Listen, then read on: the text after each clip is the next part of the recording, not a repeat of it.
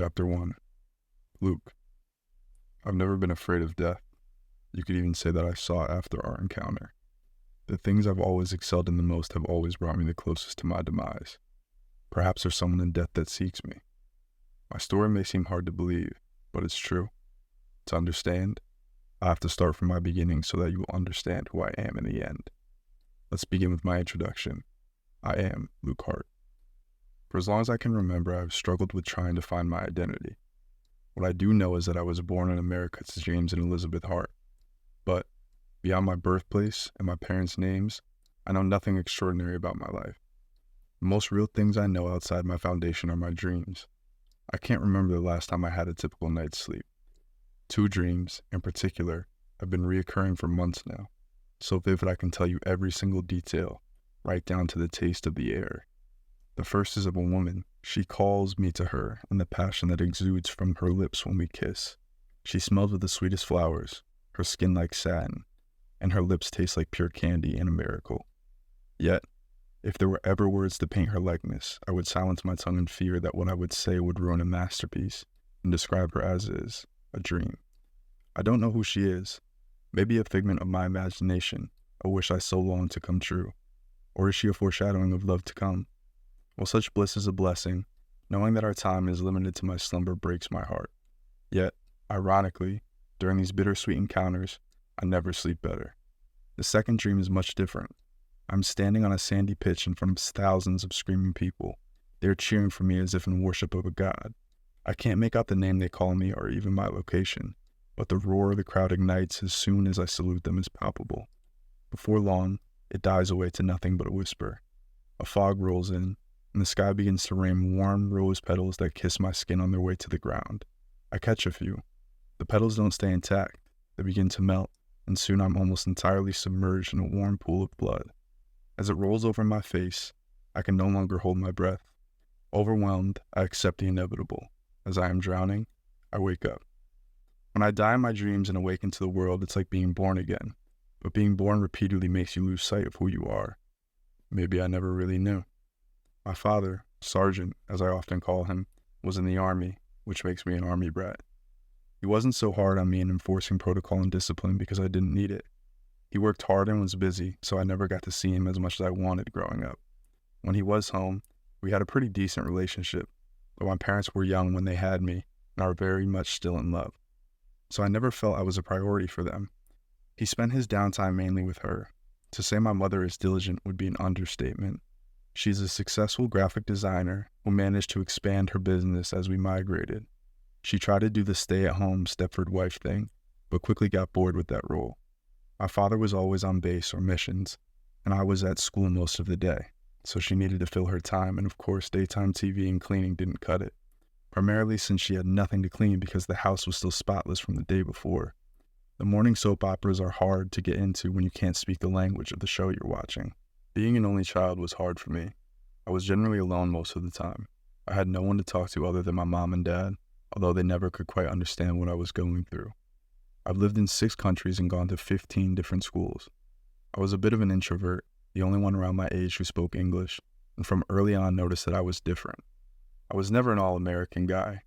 When I reached my teens, I looked more like and had the attitude of a bad boy. Dark brown hair, lean muscular build, a few tattoos. I had a lot of misguided aggression. I was really into sports. I loved my competitive nature, but my knack for and inclination toward fighting separated me from others as a child. I have above average gifts, exceptional strength, acute reflexes, balance, tremendous instinct, and a high IQ. Why? I don't know. It could be genetics, but while my parents had their talents, their abilities paled compared to mine. I used to think maybe I was an alien or a mutant, like the characters you read about in comic books. Perhaps I had been sent to Earth by my actual biological parents to be saved while our distant home planet was under attack and destroyed. Whatever the deal was, I embraced my gifts and mastered them. I learned some combat skills from my dad. First, he showed me some hand-to-hand techniques the Army used to train soldiers. Then, when I was 11 years old, I began formally training in mixed martial arts. For 6 years, I practiced hard and honed my ability, but there was something still missing. I can't recall how, but I found myself competing in organized fighting events. The unsanctioned kind. These offered quick money, large purses, and a rush every time I stood toe-to-toe with a would-be opponent. but I was good at it. It brought me out of my shell and made me comfortable being around people. It also allowed me to see these foreign countries from an entirely different perspective. The bouts were run by the shadiest of people: drug dealers, criminals, people looking to make a quick buck, and a lot of it. They accommodated business people, lawyers, and high-ranking officials, as well as criminals like themselves, people with money who had more than enough to throw around and were major fight fans with even bigger gambling addictions. Alas, when you're dealing with sketchy characters and even sketchier environments, you're bound to run into a few dilemmas, and I ran into a big one. It all started when I defeated the #1 earning fighter in Rome, a drug lord named Edmund Cross, who held ownership over the #1 spot on Interpol's top 10 most wanted list, owned this fighter. When I won, Cross lost, and lost big. I left the guy I fought mangled and dazed. Cross was out something like $200,000 American if I figured the exchange rates right. At the time, I held an underground fighting record of 29-0. I wasn't a criminal by any means, just a kid who felt alone and liked to fight. I was just caught up mingling with the wrong crowd. It came with the territory when you did what I was doing. For my protection, the sergeant applied for reassignment stateside and was granted the transfer. My parents were surprisingly thrilled, seeing how, until then, they'd never taken much interest in my extracurricular activities. We had never packed so fast to move anywhere. Before I knew it, we were on our way back to the U.S., landing at Newark Airport. I couldn't help wondering how to maintain my sanity in the Garden State. How does one go from living in Europe to living in New Jersey? The most noticeable difference is the culture. Europeans exude a sense of place unparalleled by anything American. Every country that I lived in owned who they were: traditions, history, social values. In America, you will find people who are proud to be American. Still, it's impossible to have a single identity because many different types of Americans call this country home. The one thing that makes this country great is the same reason it's divided. It took some time to adjust, but it turns out New Jersey isn't so bad, I guess. We moved to a quiet middle-class town that was very diverse. Old Town is something out of a black and white television show. The houses all sit on lots with well-manicured lawns, white picket fences border the properties, and every neighbor knows the other's names. At first, my parents enrolled me in private school, thinking it would keep me out of trouble. All it did was waste a trimester's worth of money. I registered in the local public school mid-year. Fighting was automatic grounds for expulsion. Go figure.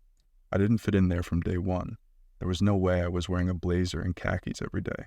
Having just turned 18 in my mid-junior year, I once again found myself a new student. That made the count of new schools 18. I transferred to the public high school in the town my parents and I lived in and found it a little more my speed. There was a wide range of people there. They were interested only in partying and dreading life after high school. You could sense the teenage angst in the air. Once I felt it, I knew I was home. My first day of school was the day I met McKenna. They say you can, at any point, pick your head up, take a quick look, and recognize true love. Love at first sight. Archaic and fanciful. Today, people are led to believe that personal encounters are no longer the way to find love. You need to first have background checks, preferably with 3 references and a bachelor's degree. If you're still in high school, you shouldn't believe in love at all, because it's too tedious. Just hook up and settle for someone who is an excellent business merger when the time's right. Who needs love? You end up getting heartbroken. People don't realize you can't avoid life. Experiencing real heartbreak makes you stronger, and it makes finding true love so much sweeter. You know what love at first sight is because when you see that person for the first time, the world stops, and you wonder why it seemed so meager until then. McKenna did just that for me. She was my type: 5'9", perfect skin, athletic build, captivating angelic eyes, long brown hair, and she froze time when she walked by. You may not believe this, but it wasn't the first time we'd met. 5 years ago, I met the daughter of one of the sergeant's colleagues and best friends. Like me, her father was in the armed forces. Her name was McKenna Parker. I remember this because even at 13, I immediately knew she was my soulmate. I wouldn't see her again though until I was 17. I was walking through Rome one night on my way to a fight and caught a glimpse of her hailing a taxi outside a tiny cafe. I called out to her over the bustling city sounds. I yelled until I was hoarse but failed to get her attention. I never got another chance to look for her. That last fleeting encounter happened the same night my underground fighting career caught up with me. I couldn't stop myself from staring when she entered my first period class. I was ecstatic to know we shared the same teacher. I've been pining over this girl, who is still a mystery to me after all this time. "Hi, is the seat taken?" I ask. "No, not at all," McKenna responds. "Hey, you're new here, right?" I smile. "Yeah, I'm Luke Hart. I just transferred from prep. Honestly, it was more like I got kicked out. Really? I guess I'm going to have to watch out for you, she exclaimed while smirking at her flirtatious joke. I'm McKenna, by the way. McKenna Parker. I just moved here too, a few months ago from Florida. My dad got stationed to Fort Dix. We had too much in common for this to be pure coincidence. What are the odds that we could happen to meet in all places, New Jersey? Fate has brought us together once more. All it took was this encounter for McKenna and I to hit it off. At the end of the school day, I walked her home. It didn't take us long to realize that we shared many similar interests: music, movies, food, even our horoscopes read. This is one of the most heavenly matches for you because you share a near psychic ability to communicate. At times, all you need to do is look at one another to let each other know what's up. McKenna's house is large and white, with dark gray tiling and a covered porch in the front of the house. I escorted her up the walkway to the door. She searches through her bag until she finds her house keys. So tell me, she asks, how does one get kicked out of private school within 3 weeks of being there? For fighting, if you could even call it that. The situation ended with me cleaning out my locker and a couple star football players being rushed to the hospital with a few broken bones and minor scrapes. Nothing big. So you're a fighter? She asked with an intrigued look on her face. I never would have guessed that. Maybe you could show me a thing or two. A smile crosses her face. I knew she was the girl from all those years ago, but does she remember me? Had I left as much of an impression on her? You don't remember me, do you? It's been 5 years now, but our fathers introduced us once before at a black tie event in Paris. She pursed her lips so a dimple forms on her cheek. Yes, I remember you. To be honest, I've always hoped I'd get a chance to see you again. She turns to enter the house. Wait, I shout, quickly reaching for my cell phone. Hey, you think I could call you sometime? She grabs the phone out of my hand and calls hers. Here, now you've called me sometime. She smiles and slips inside. I walk down the steps toward the sidewalk. See you tomorrow, Luke, McKenna shouts from the door. Lying in bed at night, I can't stop thinking about the first day of school, or McKenna. I couldn't recall being so obsessed about anything in my life other than fighting. My phone vibrates, and I have a text coming through from her. Thanks for the walk home, it reads. Wow, I guess second impressions are everything. McKenna is still interested in me. It's time to build on that foundation. New Jersey is starting to look like a great place to be. The following day, walking through the hallway to my first period English class, McKenna calls me from a distance. Luke, hey you. I wanted to know if you would do me a favor. Can I borrow your calculus book? I think I left mine at home. Of course, I told her. Hey, what are you doing Friday night? Nothing. Why? Would you like to go out with me? Say dinner and bowling? Dinner and bowling, she smiles.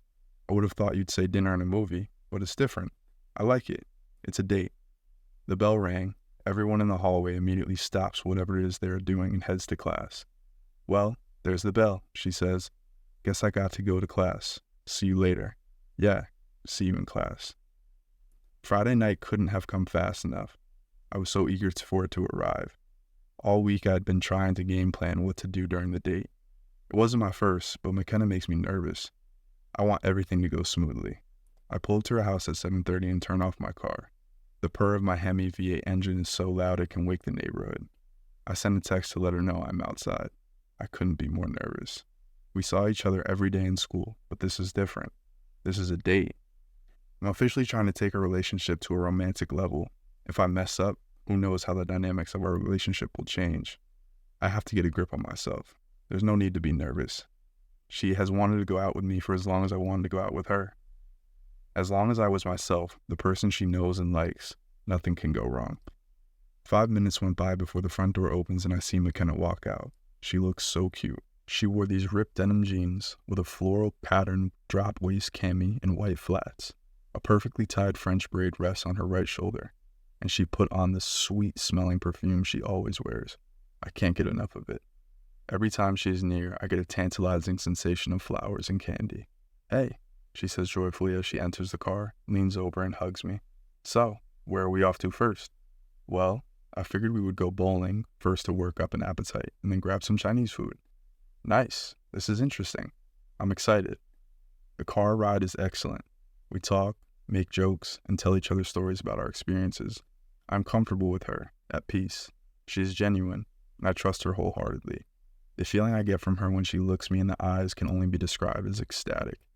Entering the bowling alley, we feel a bit out of place. There's a senior bowling league going on tonight. The elderly are everywhere. Fortunately, we get one of the last 4 available lanes. As we were putting on bowling shoes, McKenna asked me, "So, why bowling?" "Because if we were in the movies, then we wouldn't get a chance to talk, and I want to get to know you." "Fair enough. I hope you're ready for me. You should know I'm pretty good. Can you bowl?"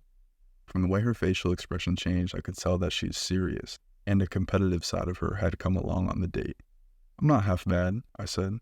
She's unaware that I love bowling and had previously learned how to spin the ball across the lane like the pros. The shadow of a smile passes over her lips. "Well then, I have an idea. Why don't we make this interesting?" I laugh, knowing where this is going. "What do you have in mind?" I ask. If I win, you have to be my personal slave for a month." "That doesn't sound too bad to me." "Deal. And what happens when I win?" "If you win, you get whatever you want." She seems certain of her skill, so I accept. I take a second to think about what it is that I want. There is only one thing, a kiss. It's said that you can tell everything you need to know about a person from the first kiss. I knew she was perfect. I want to see if my feelings are on target. "If I win, I want you to kiss me." "Well, I guess you won't be getting a kiss tonight then." 6 strikes and 4 spares later, it was time for me to collect. I can't help but laugh. McKenna has an angry look on her face. "What's wrong?" I ask, grinning from ear to ear. "I hate to lose. You hustled me. I'm not half bad." "What was it with the pro spin?" she demands. I'm sorry if you feel misled by my modesty. I guess you can say bowling is a hobby of mine. Whatever. She grabs me double-fisted by my shirt and kisses me. It was the most incredible kiss of my life. Our lips pursed together, locked in a passionate, breathtaking moment.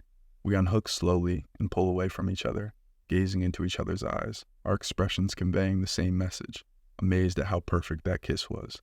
Neither one of us wanted to ruin it by saying something stupid. Ready to eat?" Still speechless, she nods, grabs my hand, and leads the way back to the car.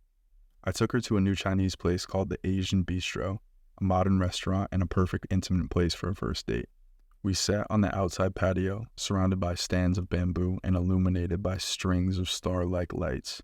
There is a large hanging lamp off-centered in the shape of a white paper ball that looks like the moon. Usually, in this part of Jersey, stars can't be seen because of the ambient light, but that night, right through the simulated starry night, they made a special appearance. As if the moment couldn't have gotten any better, music starts playing in the background. "This is one of my favorite songs," McKenna says.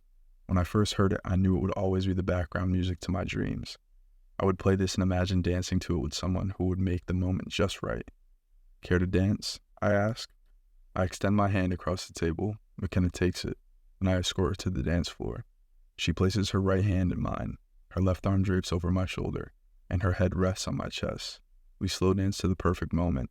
Nothing else in the world matters. McKenna looks up at me smiling, with a moist sheen in her eyes, and says, "Thank you." I swear the last 2 years of my high school experience were like an 80s movie montage. Days started to mesh together, and time was flying faster than ever. In 2 weeks, we became a couple, and I loved every second. I could have sworn John Hughes was directing my life. She kept me out of trouble, and I showed her a few fighting techniques. She's a natural. I couldn't have wished for anything more. Before I knew it, we had graduated and were on our way to college. McKenna and I were both accepted into Yale. I didn't think it suited my personality, but wherever McKenna was, that's where I was going to be. I continued to train as hard as I had while I was still in Rome. Despite not having been in an actual fight since I was in Europe, I can't begin to explain to you how much I longed for it. Not the whole part about nearly being killed by a sore loser drug lord, no. But I missed the rush I got from testing my ability against someone who was set on destroying me. I guess I hadn't felt truly challenged in a while. I was itching to get a fight, and soon.